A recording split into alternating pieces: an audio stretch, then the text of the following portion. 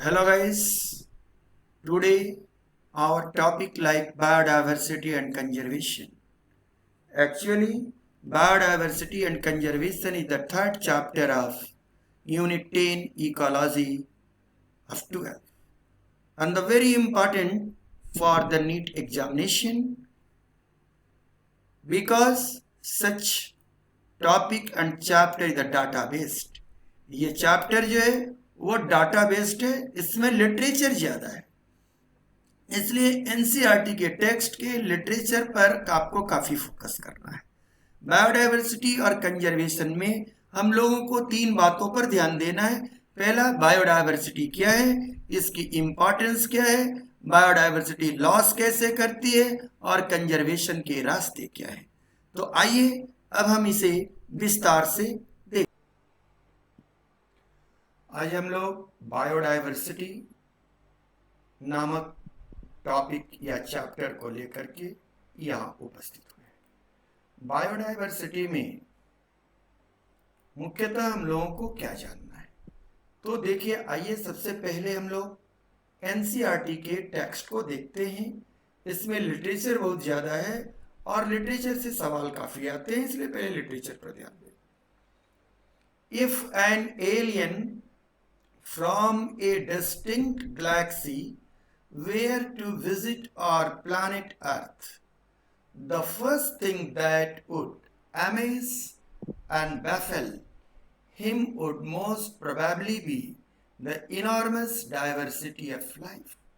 अगर कोई अंतरिक्ष से जीव एलियन इस पृथ्वी पर आता है, हमारे प्लैनेट पर अगर आए, तो वो आश्चर्य में ये पड़ जाएगा यहाँ के इनॉर्मस जैव विविधता, biodiversity, total sum of organism and their relating species which are found on this globe is collectively known as biodiversity। यानी बायोस्फीयर के अंदर जितने भी तरह के जीव हैं उन सब को सम्मिलित रूप से हम लोग बायोडाइवर्सिटी कहते हैं। That he would encounter even for human the rich variety of living organism with which they share this planet never cease to astonish and fascinate us। बातें समझे बड़ी। The common man would find to it hard to believe that there are more than 20,000 species of ant। क्या सामान्य आदमी यह विश्वास करेगा कि इस पृथ्वी पर 20,000 से अधिक चींटियों की प्रजातियां हैं। 3 lakhs species of beetle, 28,000 species of fish and nearly 20,000 species of orchid। Epiphyte है ऑर्किड, फिश आप समझ रहे हैं, बीटल समझ रहे हैं, एंड समझ रहे हैं। ऑर्किड एपीफाइट है, फ्लावर बहुत खूबसूरत है, यानी प्लांट है। Ecologist and evolutionary biologist have been try to understand the significance of such diversity by asking important question। मैंने शुरू में भी कहा था और आज भी कह रहा हूं कि इकोलॉजी और इवोल्यूशन दोनों ही एक ही सिक्के के दो पहलू हैं। Evolution history of earth and ecology politics of earth. तो कहता है कि इकोलॉजिस्ट और इवोल्यूशनरी बायोलॉजिस्ट ये ट्राई करते हैं समझने के लिए कि क्या सिग्निफिकेंस है, क्या महत्व है इस बायोडाइवर्सिटी का, क्यों इतनी जैव विविधता इस पृथ्वी पर है। Did such great diversity exist throughout earth history? क्या यह अर्थ के हिस्ट्री में, अर्थ के इतिहास में यह ग्रेट डाइवर्सिटी हमेशा से रही है? नो।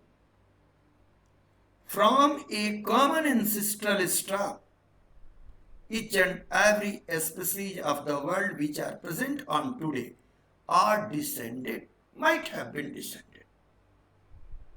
ऐसा माना जाता है कि एक कॉमन इंसिस्टर से, एक पूर्वज से ये सारे की सारी diversification I. How did this diversification came about? How and why is this diversity important to the biosphere? Would it function any differently if the diversity exists much less? Diversity was much less. How do human benefit from the diversity of life? आप देख रहे हैं question को कि यह question इस तरह के दिमाग में biologist, evolutionary biologist, ecologist, molecular biologist के दिमाग में आती है कि क्या यह सदैव से डाइवर्सिटी है, कैसे हुई डाइवर्सिटी, ये डाइवर्सिटी का क्या इंपॉर्टेंस है स्फीयर में, ये डाइवर्सिटी किस प्रकार वर्क करती है, क्या कभी इससे कम भी डाइवर्सिटी थी, या ह्यूमन को किस प्रकार ये डाइवर्सिटी लाभ पहुंचाती है। इन प्रश्नों पर हम लोग विचार करते हुए आगे चले। बायोडाइवर्सिटी इन और biosphere, immense diversity or heterogeneity exists not only at the species level but all level of biological organization। कहता है कि ये डाइवर्सिटी जो है, विभिन्नता है, वो केवल स्पीसीज लेवल पर नहीं है, all level of biological organisation. आप बायोलॉजिकल ऑर्गेनाइजेशन जानते ही हैं कि स्पीसीज लेवल पर होगा, पॉपुलेशन लेवल पर होगा, कम्युनिटी लेवल पर होगा, बायो इकोसिस्टम के लेवल पर होगा, बायोम के लेवल पर होगा, बायोस्फीयर के लेवल पर होगा। Biological organisation ranging from macromolecules within cell to biome. एक लाइन में बात कह दिया आपको। शुरू में हमने ये बात बताया भी था कि इकोलॉजिकल हायरार्की क्या है। Biodiversity is the term popularized by the sociobiologist Edward Wilson to describe the combined diversity at all the level of biological organization। सबसे पहले बायोडाइवर्सिटी शब्द को पॉपुलराइज किसने किया? एडवर्ड विल्सन नामक वैज्ञानिक ने। The important aspect of the biodiversity are genetic diversity, species diversity and ecological diversity। तो सबसे पहले आप समझे कि जेनेटिक डाइवर्सिटी क्या है। A single species might shows high diversity at the genetic level over its distributional range। The genetic variation shown by medicinal plant Ralphia vomitera। छोड़िए राल्फिया वोमिटेरा को, आपने आम देखा है, सारे तो आम के पौधे हैं, कोई मालदा है, कोई जर्दा है, कोई शुकुल है, कोई सिपिया है, ये सारे आम में कुछ ना कुछ वेरिफिकेशन। इसे हम लोग कहते हैं जेनेटिक डाइवर्सिटी। चावल खाते हैं, उसमें कोई मंसूरी है, कोई बासमती है, कोई अगहनी है, कोई पंकज है, जया है, ये सारे चावल ही हैं। सबके जीनोम तो एक ही जैसे, slight variation in genome, genetic level पर हल्का वेरिएशन, कुछ जीन का हेरफेर। तो इस तरह के डाइवर्सिटी को हम लोग कहते हैं जेनेटिक डाइवर्सिटी। अब ये एग्जाम्पल दे रहा है कि medicinal plant rauwolfia vomitera growing in different Himalayas range might to be in term of potency and concentration of the active chemical reserpine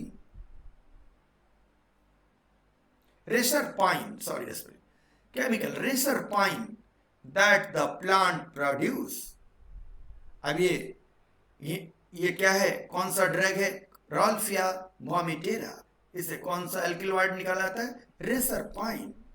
ये हिमालय की पहाड़ों पर पाई जाती है। जेनेटिक डाइवर्सिटी शो करती है क्योंकि अलग अलग पौधों से रेसरपाइन की मात्रा अलग अलग होती है। And that the plant produce in India has more than 50,000 1000 genetically different strain of rice, 50,000 varieties. अब उसने समझा 1000 वेराइटी ऑफ मैंगो, तो आपने शायद जेनेटिक डाइवर्सिटी समझा होगा। आइए, अगर आपने समझे, मैं कुछ फोटोग्राफ के द्वारा जेनेटिक डाइवर्सिटी को समझा रहा हूं। देख रहे हैं क्या है? अभी देखिए, जिया मेज, मक्के में जेनेटिक डाइवर्सिटी आपने देखा होगा, इतने इतने तरह के मक्कों को, सामान्य मक्के से हट गई है, तो क्या है genetic diversity?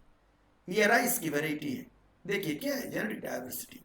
With in human, ये सारे ह्यूमन है, ये जेनेटिक डाइवर्सिटी सब थोड़े थोड़े अलग हैं एक दूसरे से।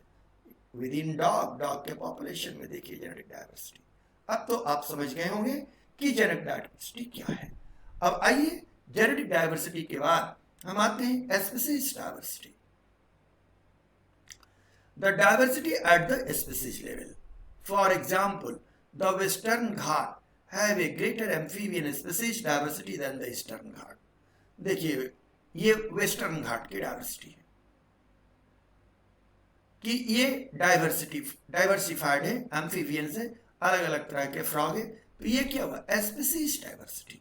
स्पीशीज लेवल पर ये डाइवर्सिटी, ये बर्ड्स की क्या है? Species diversity. आइए इकोलॉजिकल डाइवर्सिटी देखते हैं। Ecological diversity at the ecosystem level, India, for instance, with its desert, rainforest, mangrove, coral reef, wetland, estuaries, and alpine meadow, has a greater ecosystem diversity than a Scandinavian country like Norway. Norway में क्या है? एक तरह की है, ज्यादा diversity नहीं है। लेकिन आपके यहाँ इंडिया में क्या है? इकोलॉजिकल डाइवर्सिटी है। क्यों इकोलॉजिकल डाइवर्सिटी है? क्योंकि यहाँ जो क्लाइमेटिक जोन है वो बटे हुए हैं। यहाँ जो है सो अलग अलग तरह के क्लाइमेटिक जोन पाए जाते हैं। अब देखिए, ये डेजर्ट की डाइवर्सिटी है। अब यहाँ पर देखिए अलग तरह के इकोलॉजिकल डाइवर्सिटी हुआ कि इसमें पाए जाने वाले जीव पौधे अलग हैं। ये कोरल रीफ है, इसकी डाइवर्सिटी अलग है। यह रेन फॉरेस्ट है। ये इस्चुरी है, पीछे दिन भी बोले थे, आज भी बोलते हैं कि जहां नदियां समुद्र से मिले वह जोन इस्चुरी जोन। ये क्या? मैंग्रोव। ये क्या? टुंड्रा। ये क्या? प्रेयरी। तो ये desert, coral reef, rain forest, wetland या मैंग्रोव, इस्चुरी, अल्पाइन, टुंड्रा, ये सारे इंडिया के अंदर है। और प्रेयरी इंडिया के अंदर नहीं है, लेकिन यहां भी इकोलॉजिकल डाइवर्सिटी। तो अब मैं समझता हूं कि आप लोगों ने डाइवर्सिटी समझा होगा, biodiversity on the level of genetic biodiversity, on species biodiversity and ecological biodiversity. इसके अलावा भी बायोडाइवर्सिटी का स्पेशियल अरेंजमेंट होता है, जिसके अनुसार स्पीशीज बायोडाइवर्सिटी को हम लोग तीन तरह से बांटते हैं। एक को कहते हैं अल्फा डाइवर्सिटी, दूसरे को कहते हैं बीटा डाइवर्सिटी, और तीसरे को कहते हैं gamma diversity. Spatial scale of diversity, इसमें क्या है? एक है gamma diversity, beta diversity, alpha diversity.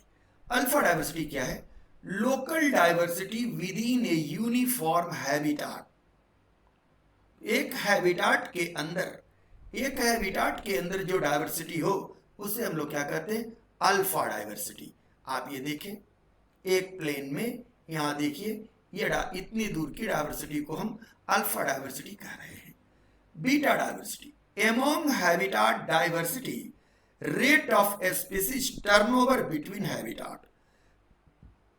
अब ये क्या है? ये है बीटा डाइवर्सिटी। अब ये एक इसकी अल्फा डाइवर्सिटी ये हो गई, और ये हो गई अल्फा डाइवर्सिटी। अब इस दोनों के बीच की कंपैरिजन अगर डाइवर्सिटी लेवल पर किया जाए, that is called beta diversity. उसे हम लोग क्या कहते हैं? Beta diversity. क्या बोलते हैं? Beta diversity.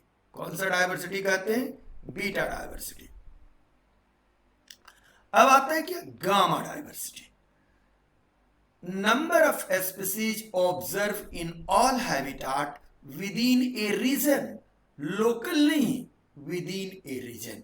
यहां देख रहे हैं ना, ग्लोब के इस हिस्से का डाइवर्सिटी को हम क्या करें, यहाँ के डाइवर्सिटी को गामा डाइवर्सिटी, और गामा डाइवर्सिटी में पार्टिकुलर यहाँ के एरिया को, अब यहाँ पर दो तरह के, यहाँ और यहाँ दोनों के बीच के रिलेटिव को कहते हैं बीटा डाइवर्सिटी, और पर्टिकुलर एरिया को हम लोग कहते हैं अल्फा डाइवर्सिटी। तो आप देखिए ये क्या है, अल्फा डाइवर्सिटी, एक जगह लोकल, और दो लोकल के बीच की कंपैरिजन क्या है, बीटा डाइवर्सिटी। और कंप्लीट ये इन सारी की स्पेशल अरेंजमेंट को देखें, इस पूरे क्लाइमेटिक जोन के डाइवर्सिटी को देखें तो गामा डाइवर्सिटी। तो इस प्रकार हम लोगों ने ये जाना कि स्पीशीज डाइवर्सिटी को देखने का जो स्केल है, स्पेशियल स्केल है डाइवर्सिटी का, उसके जोन के अनुसार देखने का, हैबिटाट के अनुसार देखने का, एमोंग दो हैबिटाट के बीच कंपेयर करने का, तो वो दूसरी चीज है, वो है अल्फा डाइवर्सिटी, बीटा डाइवर्सिटी और गामा डाइवर्सिटी। ये क्या है, स्पीशीज डाइवर्सिटी को कंपेयर करने का तरीका। कंफॉर्म रहेंगे, कंफ्यूज नहीं करेंगे। It has taken millions of years of evolution to accumulate this rich diversity in nature. कहता है कि ये डाइवर्सिटी एक दिन में नहीं हुई है, million of year in the course of evolution, evolution के दरमियान करोड़ों वर्ष में ये धीरे धीरे डाइवर्सिटी नेचर में आई, और ये डाइवर्सिफाइड ऑर्गेनिज्म इस पृथ्वी पर आए। But we could lose all the wealth in less than 2 centuries। ये करोड़ों वर्ष में जितने डाइवर्सिटी यहाँ पैदा हुई, उसमें से बहुत ज्यादा हम लोग पिछले 200 वर्षों में लूज कर चुके हैं। If the present rate of species loss continue, अगर यही रेशियो, यही रेट लॉस का, एक्सटिंक्शन का कंटिन्यू रहा, तो biodiversity and it conservation are now vital environmental issue of international concern, as more and more people around the world begin to realize the critical importance of biodiversity for our survival and well-being on this planet। कहा कि अगर ये biodiversity की loss इसी तरह continue रही तो हम लोगों के लिए प्रॉब्लम होगा। इसलिए बायोडाइवर्सिटी और उसका कंजर्वेशन आज के डेट में इन्वायरमेंटल इशू है, not on national level but the global issue है ये। क्यों?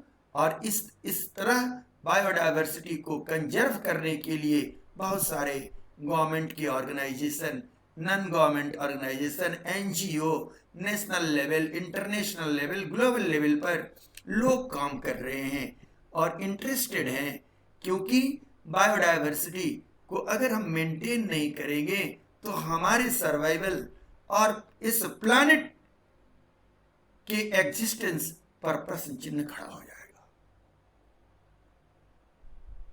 आइए अब दूसरी बात करते हैं। How many species are there on earth and why many in India? How many in India? अभी दूसरी बात आती है कि कितने तरह के, अगर बायोडाइवर्सिटी आपने समझी तो अब जाने आप कि कितनी स्पीशीज अर्थ पर हैं और उसमें से कितनी स्पीशीज इंडिया में हैं। Since there are publish record of all the species discovered and name, we know how much species in all have been recorded so far. कहता है कि जितना हम लोगों के रिकॉर्ड में उतना ही जानते हैं, but it is not easy to answer the question of how many species there on earth. लेकिन हमारे लिए ये संभव नहीं है, हम इस बात का जवाब नहीं दे सकते हैं कि इस पृथ्वी पर कितने तरह के जीव हैं, क्योंकि बहुत सारे ऐसे हैं जो भी लिस्टेड ही नहीं है, बहुत सारे ऐसे भी हैं कि बिना लिस्ट में आए हुए ही वो एक्सटिंक्ट कर गए, यहां से चले गए। According to IUCN 2001, the total number of plant and animal species described so far is slightly more than 1.5 million. 1.5 million यानी 1.7 to 1.8 million according to 11th NCERT कि IUCN International Union for Conservation of Natural Resources के अनुसार 1.5 million species हैं, but we have no clear idea of how many species are yet to be discovered and described. अभी बताया था. Estimate vary widely and many of them are only educate guess for many taxonomic group species. Inventors are more complete in temperate than the tropical country. Tropical country में कम गणनाएं हुई हैं, temperate country में गणनाएं हुई हैं. तो ट्रॉपिकल कंट्री में, ट्रॉपिकल जोन में अभी बहुत सारे स्पीसीज अनडिस्कवर्ड, अनडिस्क्राइब्ड हैं. Considering that an overwhelmingly large proportion of the species waiting to be discovered are in the tropics. इसका मतलब यह है कि ट्रॉपिकल रेंज में, ट्रॉपिकल जोन में बहुत सारे वैसे स्पीसीज हैं जिन्हें अभी हमें डिस्कवर करना है. टेम्परेट जोन में ज्यादा, कारण क्या है कि ट्रॉपिकल रीजन में ज्यादा बायोडायवर्सिटी है. 12% बायोडायवर्सिटी केवल ट्रॉपिकल जोन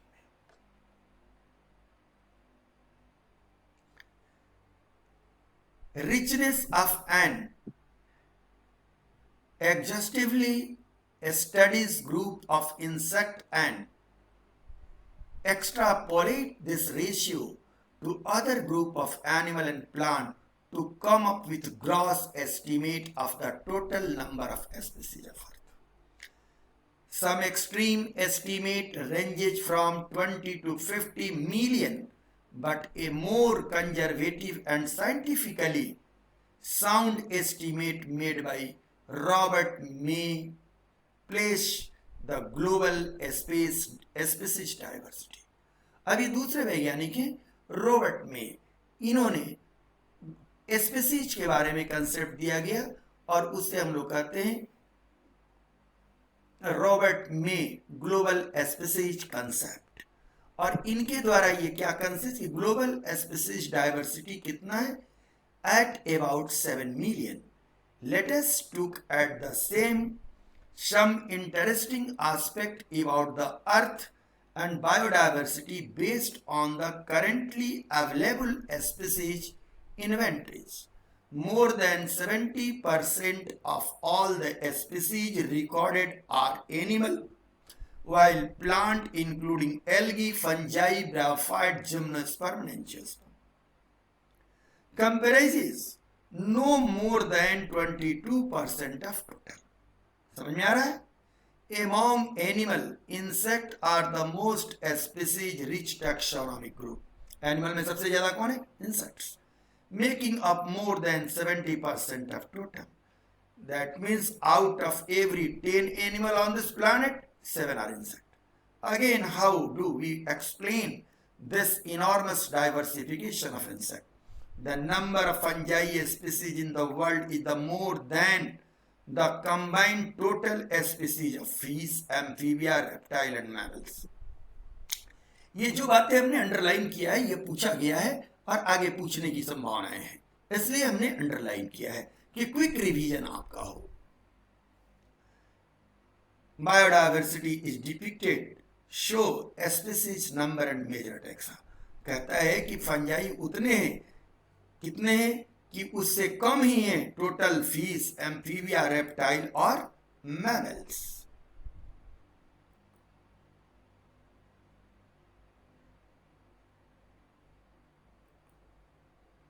अब आप देखें कि ये क्या है. ये एक बनाया गया है डायग्राम. अब इनवर्टिब्रेट अदर एनिमल ग्रुप ये है, ये क्रस्टेशिया है, ये मोलस्क है और ये बाकी क्या है, इंसेक्ट्स हैं. वर्टिब्रेट में देखिए हाफ ऑफ द फिश है, मैमल है, बर्ड्स है, रेप्टाइल है, एम्फीबियंस है. प्लांट्स में आइए, देखिए fungi,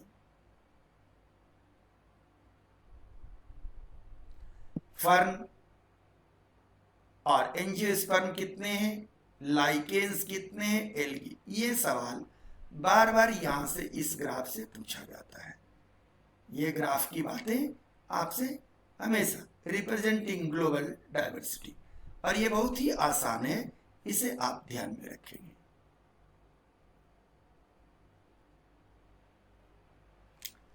It should be noted that this estimate do not give any figure for prokaryote। देखिए, ये ग्लोबल में रॉबर्ट मे ने जो ग्लोबल स्पीसीज का एस्टिमेशन दिया उसमें कहीं भी प्रोकैरियोट को स्थान नहीं दिया गया, इसलिए हमने इसे घेर के रखा है ताकि आप ये भी प्रश्न जानेंगे, क्योंकि ये बात पूछा जा सकता है। Biologist are not sure about how many prokaryotic species there might B.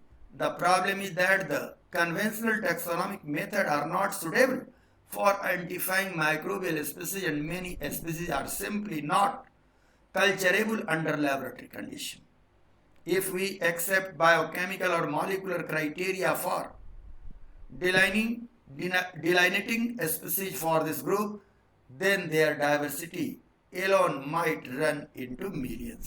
अकेले ये यूकैरियोट से ज्यादा होंगे अगर इनकी स्टडी की जाए तो। ऑल्दोज, अब आइए इंडिया के कंटेस्ट में जानते हैं। Although India has only 2.4% of the world land area, its share of the global species diversity is imperative 8.1%। देखिए, दोनों ही बहुत इंपॉर्टेंट क्वेश्चन है। That is what make our country one of the 12 mega diversity country of the world. World में 12 mega diversity वाले country हैं, उसमें से एक आपका इंडिया भी है। और इंडिया का टोटल लैंड एरिया कितना है? 2.4% आउट ऑफ वर्ल्ड। लेकिन यह कितना कंट्रीब्यूट करता है ग्लोबल स्पीसीज को? 8.1। डाटा आपको याद रहना चाहिए, आपसे बार बार ये पूछा जाएगा। Nearly 45,000 species of the plant and twice of many of animal have been recorded from India। के 45,000 स्पीसीज प्लांट्स के और इसके दोनों एनिमल्स के। How many living species are actually there are waiting to be discovered and name. अब बहुत सारे ऐसे भी स्पीसीज पीछे भी पड़े हैं जो अभी वेट कर रहे हैं, उनकी खोज की जानी अभी बाकी है, खोज किए जा रहे हैं। If we accept the May global estimate, only 22% of the total species have been recorded for so far। अभी केवल हम लोग 22% स्पीसीज को ही रिकॉर्ड कर पाए हैं। Applying this proportion to the India diversity figure, we estimate that there are probably more than 1 lakh plant species and more than 3 lakhs animal species yet to be discovered and described। Data आपके सामने है। Would we ever to be able to complete the inventory of the biological wealth of our country? Consider the immense trained manpower, taxonomists, and the time required to complete this job. The situation appears more hopeless when we realize that the large function of this species face the threat of the becoming extinct even before we discover him। कहता है कि अब समस्या ये है कि मे global estimate के अनुसार अभी 22% टोटल स्पीसीज ही रिकॉर्डेड हो पाई है, डिस्कवर्ड हो पाई है। रिमेनिंग को हमें अभी क्या करना है? खोजना है, रिमेनिंग को जानना है। तो आज जो हमारी एक्टिविटी है या ग्लोबल इंपैक्ट है या क्लाइमेटिक चेंज है, ये सारी इंपैक्ट बायोडाइवर्सिटी पर क्या डालेगी कि बहुत सारे स्पीसीज रिकॉर्ड में आने से पहले, डिस्कवर्ड किए जाने से पहले ही इस पृथ्वी से गायब हो जाएंगे, एक्सटिंक्ट हो जाएंगे। ये हमारे वैज्ञानिकों के दिमाग में बात घूम रही है और आपके भी दिमाग में बात घूमनी चाहिए। Nature biological library. नेचर क्या है? एक बायोलॉजिकल लाइब्रेरी है जो बर्न कर रहा है even before we catalogue the title of all book stock here. कि यह नेचर क्या है? एक लाइब्रेरी की जैसा है जिसमें आग लगी हुई है।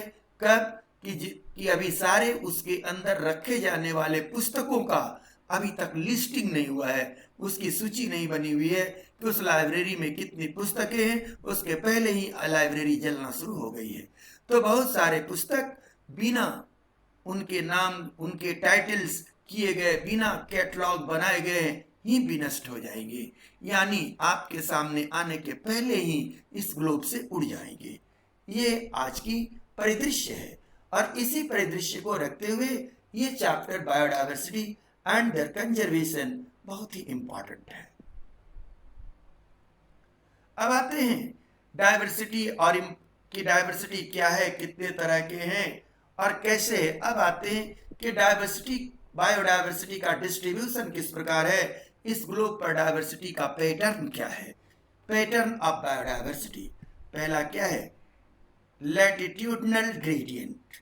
The diversity of the plants and animal is not uniform throughout the world but shown a rather uneven distribution. For many group of animal or plant, there are interesting pattern in diversity. The most well known being the latitudinal gradient in diversity. In general, species diversity decrease as we move away from equator toward the pole. समझ में आया? ये देखिए कि high diversity, equator पर क्या है, high diversity है, लेकिन जैसे जैसे हम पोल के तरफ मूव करेंगे डायवर्सिटी कम होती जाएगी। With the very few exception, कुछ एक्सेप्शन भी हैं। Tropical latitude range 23.5 north to the 23.5 south harbor more species than temperate and polar area. मैंने इक्वेटर में सबसे ज्यादा स्पीसीज और ये दोनों टेम्परेट का रीजन आएंगे और फिर नीचे पोलर का। Colombia, located near the equator, has nearly 1,400 species of birds, while New York at 41 degree north has only 105 species, and the Greenland at 71 degree north only 56 species. आइए इंडिया की बात करते हैं। India with the much of its land area in the tropical latitude has more than 1,200 species of bird. याद आ गया India के बारे में कि कितना है, आप लोग जान ले, पूछा जाएगा। A forest in a tropical region like equator has up to the 10 times as many species of the vascular plant as a forest of the equal area in the temperate region. ये भी बढ़िया सवाल है कि 10 गुना ज्यादा vascular plants equator पर पाए जाते हैं टेम्परेट के रीजन में। Like the Midwest of the USA, the largely tropical Amazon rainforest in the South America has the greatest biodiversity in the world. यह पूछा हुआ सवाल है, बार बार पूछा हुआ है। It is the home to the more than 40,000 species of plant, 3,000 of fish, and 1,300 of birds, and 4,427 of mammals, 4,427 of amphibians, and 378 of reptiles, and more than 1,25,000 invertebrate. Scientists estimate that this rainforest there might to be at least 2 million species, insect species, waiting to be discovered and named. देखें कि यहाँ भी scientist का क्या है उम्मीद कि 2 million, at least 2 million insect species waiting to be discovered and named, अभी भी खोजा जाना बाकी है। आइए, ये बहुत सारी बातें आपने पढ़ी और इन बातों में आपको इंपॉर्टेंट बात क्या है इसको मैं बता रहा हूं।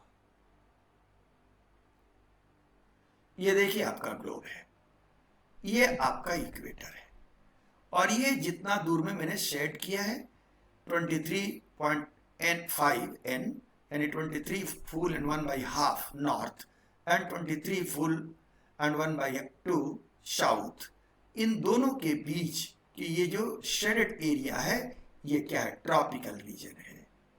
क्या है, ट्रॉपिकल रीजन है। और इन दोनों के बगल की एरिया क्या है, टेम्परेट रीजन है। और ये दोनों एरिया क्या है, पोलर है। तो सबसे ज्यादा डायवर्सिटी कहाँ रहेगी, इक्वेटर पर रहेगी। इससे कम कहाँ रहेगी, टेम्परेट में रहेगी। और सबसे कम कहाँ रहेगी, पोलर रीजन में रहेगी। ट्रॉपिकल डिसिडुअस फॉरेस्ट, ये इतना दूर की फॉरेस्ट को, is the biodiversity nearly equal to the tropical rain forest. Tropical rain forest the region of the highest biodiversity due to suitable environment. आपने ये बात समझा? और इसके बाद से ये टेम्परेट रीजन में इससे कम होगा और उससे कम पोलर रीजन में होगा। बायोडाइवर्सिटी इज अनइवनली डिस्ट्रीब्यूट, असमानता, जैव विविधता में असमानता, बराबर रूप से डिस्ट्रीब्यूट नहीं रहते हैं। Living these are not the distributed evenly on Earth. Latitudinal gradient species richness increase toward equator। यही लाइन है कि स्पीसीज की रिचनेस किधर बढ़ती है तो इक्वेटर की ओर बढ़ती है। Canada has 30 to 100 species of the breeding bird while Costa Rica has more than 600 species। Clear हुआ? ज्यादातर बर्ड पर ही वर्ल्ड में स्पीसीज पर स्टडीज किए गए हैं। अब यह एक शब्द आ गई क्या, स्पीसीज रिचनेस। आइए आगे बढ़ते हैं, देखते हैं। अब इस तरह से आपने एक बार पीछे बच्चों ने हमसे लाइव क्लास में पूछा था कि सर आपने जो बायोम के बारे में कहा था उसका एनुअल मीन टेम्परेचर हम लोगों को ठीक से नहीं समझ में आया था। जरा एक बार एनुअल मीन टेम्परेचर, हमने कहा था कि बायोडाइवर्सिटी में इस बात को हम फिर एक बार कहेंगे। देखिए अब ये आप ग्लोब पर जो जोन है जिससे बायोम डिस्ट्रीब्यूटेड है, तो क्या है, ट्रॉपिकल बायोम, सब ट्रॉपिकल बायोम, टेम्परेट, आर्टिक और एनार्टिक। लैटिट्यूड क्या है, 0 to 20 degree, 20 to 40 degree, 40 to 60 degree, 60 to 80 degree. Annual mean temperature क्या है, above 24 degree centigrade, 17 to 24 degree, 7 to 70 degree and below 7 degree. अब विंटर, अब ट्रॉपिकल रीजन में winter seasonal variation होता नहीं तो नील है, और अब क्या है, सब ट्रॉपिकल में मिड विंटर, और टेम्परेट में क्या है, विंटर विथ ओकेजनल स्नो, बर्फ भी गिरेगा, और आर्कटिक में एंटार्क्टिक में क्या होगा, severe prolong winter with the abundant snow. तो मीन एनुअल टेम्परेचर बढ़ते जाएगा, विंटर घटते जाएगा, मीन एनुअल टेम्परेचर घटते जाएगा, विंटर बढ़ते जाएगा। अब सारी बातें जब आपने स्पीसीज की एस्टिमेशन के बारे में जाने, आखिर ये क्या कारण है कि ट्रॉपिकल रीजन में ज्यादा बायोडाइवर्सिटी का होना, इस पर हम लोग थोड़ा विचार करें। What is so special about tropics that might, according for their greater biological diversity? Ecologists and evolutionary biologists have proposed various hypotheses. Some important ones are. कहता है कौन कौन इसकी बातें हैं, क्यों, अगर हम लोगों ने ये जाना कि ट्रॉपिक्स पर स्पीसीज डाइवर्सिटी ज्यादा है, रिचनेस ज्यादा है in respect of temperate and polar area, तो क्यों है, इस बात पर हमारे इकोलॉजिस्ट और इवोल्यूशनरी साइंटिस्ट का क्या विचार है, ये हम देखते हैं। तो ये विचार को हमने 3 पॉइंट में लिया है। पहला पॉइंट है, speciation is generally a function of time. यह पूछा हुआ सवाल है कि स्पेसिएशन क्या, इवोल्यूशन में पूछा हुआ कि स्पेसिएशन ये जनरली फंक्शन ऑफ टाइम, समय के अनुसार। Unlike temperate regions subjected to frequent glaciation in past। आपने जाना है या जाना होगा कि पृथ्वी पर कई बार हिम युग आया, तो हिम युग आया तो हिम युग कहाँ आएगा, आइस कहाँ पर ज्यादा बनेगा, बर्फ कहाँ पर गिरेगी, तो वो रहेगा टेम्परेट जोन में। तो ट्रॉपिकल रीजन जो है ग्लेशिएशन से कभी भी सफर नहीं किया वहां पर, इसलिए वहां के प्रजाति जो शुरू से इवॉल्व हुए वो कभी डिवेस्टेट नहीं हुए, उनको कभी एक्सटिंक्ट करने की आवश्यकता नहीं आई। यह पहला कारण है कि टेम्परेट जोन जो है बार बार वहां पर क्या हुआ कि रिवॉल्यूशन हुआ, इवोल्यूशन के अगेंस्ट रिवॉल्यूशन हुआ, और बार बार वहां पर हिम युग आया जिससे वहां की वनस्पति, वहां के जीव, वहां के जंतु बार बार वहां पर धराशायी हुए, एक्सटिंक्ट हुए। ये बात कह रहा है कि speciation is generally a function of time, unlike temperate region subjected to the frequent glaciation in the past. Tropical latitude have remain relatively undisturbed for millions of years and thus had a long evolutionary time for a species diversification. मेरी बात आपको समझ में आई होगी। दूसरा है tropical environment unlike temperate one are less seasonal, कि seasonal variation नहीं है। अगर वेरिएशन नहीं होगी तो यूनिफॉर्म अगर वहां पर होगा तो वहां पर प्रोडक्टिविटी ज्यादा होगी, वहां पर क्या होगा, रिसोर्सेस ज्यादा होंगे, रिसाइकलिंग ज्यादा होगी, इसलिए वहां पर जीव ज्यादा होंगे। आइए देखिए क्या, less seasonal, relatively more constant and predictable, such constant environment promote नीक स्पेशलाइजेशन। आप ऑलरेडी नीक हमसे पढ़े हुए कि नीक स्पेशलाइजेशन वहां ज्यादा है। ये सवाल पूछा हुआ है, नीट में भी पूछा हुआ है कि नीक स्पेशलाइजेशन सबसे ज्यादा कहां है, तो ट्रॉपिकल रेंज में। तीसरा, there is more solar energy available in the tropics which contribute the higher productivity, thus is the term might contribute indirectly to greater diversity। ये भी सही है। तो आपके तीन प्रपोजल हैं कि what is the reason behind that, कि in the tropical region why much more biodiversity or the greatest biodiversity in respect of the temperate and the polar area। Richness, आइए एक छोटा सा स्लोगन है रिचनेस का, तब मैं स्पीसीज रिचनेस समझा देते हैं। Richness is the health, richness is love, richness is being able to be honest to other with minimal risk. Richness का माने समझ में। अब स्पीसीज की रिचनेस, अब जहां पर स्पीसीज ज्यादा संख्या में है आप ये कहेंगे, लेकिन कहां पर रहेंगे, वहां जहां पर वो हेल्दी रूप में रहे, प्रॉस्पेरिटी में रहे और ऑनेस्टली एक दूसरे से मिनिमल रिस्क पर रहे। तो वही बात आ गई। Species richness, the number of species in a given area. Species evenness एक दूसरा शब्द है, the measure of whether a particular ecosystem is numerically dominated by one species और all the represented by similar number of individual। अब देखिए दो figure से समझिए, ये कम्युनिटी ए है और ये कम्युनिटी बी है। कम्युनिटी ए में क्या है, ये जो ऑर्गेनिज्म है, ये पेड़ जो है 25% है, बी जो है वो 25% है, सी जो है वो 25% है और डी जो है वो 25% है। लेकिन यही पेड़ कम्युनिटी बी में ए क्या हो गया, 70% हो गया।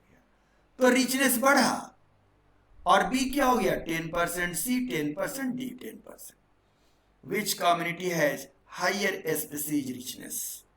तो स्पीसीज रिचनेस आप किस में देखेंगे, तो निश्चित तौर से स्पीसीज रिचनेस इसमें है कि बहुत सारे स्पीसीज क्या है, 25, 25, 25 पर है। ये नहीं कि इवनेस है, इवनेस यहां है, एक 70% है, बाकी 3 10% है। तो विच कम्युनिटी द मोर इवन, तो मोर इवन अगर पूछा जाए तो कहां पर आ जाएंगे आप, इवनेस यहां, और रिचनेस पूछा जाए तो कहां आएंगे, यहां। The most common type of biodiversity index is species richness which refer to the number of species in a particular area। अब क्लियर हो गया कि स्पीसीज की नंबर पर्टिकुलर एरिया में क्या है। This measure is commonly used because of most people have an idea what species means. तो यहां होगा, it is also commonly use because species keep their gene more or less to the themselves to and to that extent have their own unique history। तो species richness और evenness के बारे में हमने आपको क्लियर किया। अगर नहीं क्लियर, फिर हम आगे आपको स्पीसीज रिचनेस पर बात कर रहे हैं तुरंत। लेकिन स्पीसीज रिचनेस और इवनेस से क्या अर्थ लगाया गया, यह आपको मैंने 2 तस्वीर दिखा करके बताया। अतः species area relationship, the species diversity decrease from lower to higher altitudes on mountain। अब देखिए वो लेटीट्यूड पर देखे थे आपने, अब अल्टीट्यूड की बात, लेटीट्यूडनल ग्रेडियंट ऑफ स्पीसीज। तो the species diversity decrease from lower to higher altitude, altitude की बात, लेटीट्यूड की नहीं, लेटीट्यूड की बात पहले किए थे। On mountain the temperature drop about 6.5 degree C within increase in altitude by 1000 meter. The drop in temperature, the greater seasonal variability at high altitude are the two major factors than reduced diversity. Diversity क्या होगी, जैसे जैसे पहाड़ों पर जाएंगे वैसे वैसे reduce होते जाएगी। The latitudinal and altitudinal gradient of species diversity are two master gradient, although there are some regional and taxa related exception, कुछ exception भी है। At the same time, more complex and heterogeneous physical environment favor some complex and diverse flora and fauna in this region. ये Arctic से किधर जा रहे हैं, tropics की ओर। धीरे धीरे क्या है, डाइवर्सिटी बढ़ रही है। तो इसका मतलब क्या हुआ, ट्रॉपिक से पोल की ओर क्या होगी, डाइवर्सिटी धीरे धीरे घटेगी। तो आर्टिक पर क्या आइस है, उसके बाद क्या टुंड्रा है, फिर क्या कोनिफर फॉरेस्ट है, फिर क्या है डिसिडिवस फॉरेस्ट है, और क्या है रेन फॉरेस्ट। इसी तरह जब पहाड़ों के ऊपर आप जाएंगे तो वहां भी क्या होगा, फुट में पहाड़ के तराई के रीजन में रेन डेसिडिवस फॉरेस्ट मिलेगी, उससे ऊपर जाएंगे कोनिफर, उससे ऊपर जाएंगे अल्पाइन, अल्पाइन से ऊपर जाएंगे टुंड्रा, टुंड्रा से ऊपर जाएंगे लास्ट टिम्बर लाइन और आइस कैप। अब एक छोटी चीज है, species area relationship. During his pioneering and extensive exploration in the wilderness of the South American jungle, the great German naturalist and geographer Alexander von Humboldt observed that the within a region of species richness increase with increasing explored area। अभी मैंने कहा था कि richness पर बात अब शुरू होगी कि अलेक्जेंडर वॉन हम्बोल्ट ने एरिया स्पीसीज रिलेशनशिप कि किसी पर्टिकुलर एरिया में स्पीसीज के रिचनेस का क्या प्रभाव पड़ता है, increasing explore area but only up to a limit. In fact the realisation between the species richness and the area for a wide variety of taxa angiospermic plant, bird, bat, fat, fresh water fish turn out to be a rectangular hyperbola, rectangular hyperbola on a logarithmic scale. The relationship is a straight line described by the equation log s is equal to log c plus z log a। अब ये real ये graph होता है, लेकिन logarithm यहां क्या होगा, s is equal to c into A upon Z. लेकिन अगर इसको हम लोग लॉगरिथम स्केल पर ग्राफ लेंगे, लॉग स्केल पर लेंगे, तो ये क्या होगा, स्ट्रेट लाइन ग्राफ होगा। और यहां उन्होंने इसका इक्वेशन क्या निकाला, log S equal to log C plus Z log A, where the S species richness, S क्या है, वहां पर पाई जाने वाली स्पीसीज, पर्टिकुलर स्पीसीज की रिचनेस। और लॉग सी क्या है, और सॉरी और ए क्या है, तो एरिया है। जेड क्या है, slope of the line, regression coefficient कहते हैं, पूछा हुआ भी है, स्लोप ऑफ द लाइन या रिग्रेशन कोफिशिएंट। और सी क्या है, वाई इंटरसेप्ट। आप लोग ऑलरेडी ग्राफ के विद्यार्थी हैं, फिजिक्स और केमिस्ट्री में बहुत ज्यादा ग्राफ आप जानते हैं, इसलिए हमें यहाँ पर बहुत ज्यादा बात नहीं बताने की जरूरत है कि वाई इंटरसेप्ट क्या है, आप समझ रहे होंगे। Ecologists have discovered that the value of Z lie in the range between 0.1 to 0.2 कि इकोलॉजिस्ट ने डिस्कवर किया कि जेड का वैल्यू कहां से कहां रेंज करता है, 0.1 to 0.2 regardless of the taxonomic group or the region, whether it is the plant in Britain, bird in California and mollusk in New York State, the slope of regression यानी Z are amazingly similar. क्या देखा गया तीनों जगह?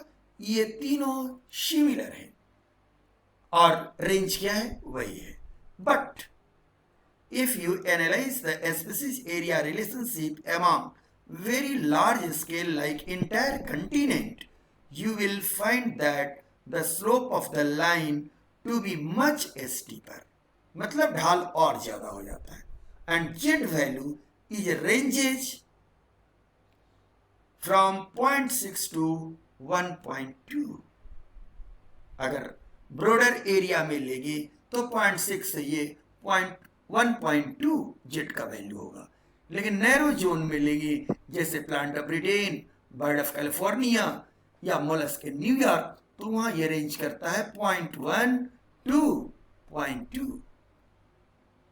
For example frugivorous fruit eating birds and mammals in the tropical forest of the different continent, the slope is found to be 1.15। अब देखिए, अगर एक कंटिनेंट नहीं डिफरेंट कंटिनेंट्स को लेकर के देखें तो ये जेड का वैल्यू क्या हो गया?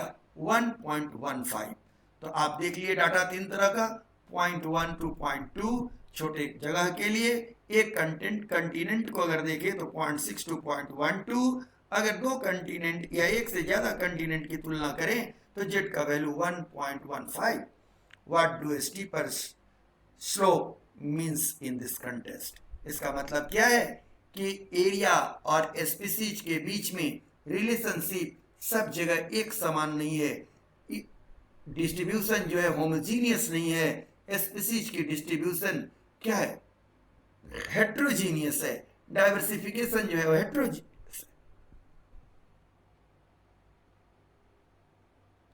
आइए देखिए अब बायोडाइवर्सिटी इन इंडिया, कि इंडिया की बायोडाइवर्सिटी किस प्रकार की है। अब इसमें कितने जोन है जान ले एक बार। Trans Himalayan, Himalayan, desert, semi arid, western Ghat, Deccan peninsula, Gangetic plain, coast, north east, Iceland.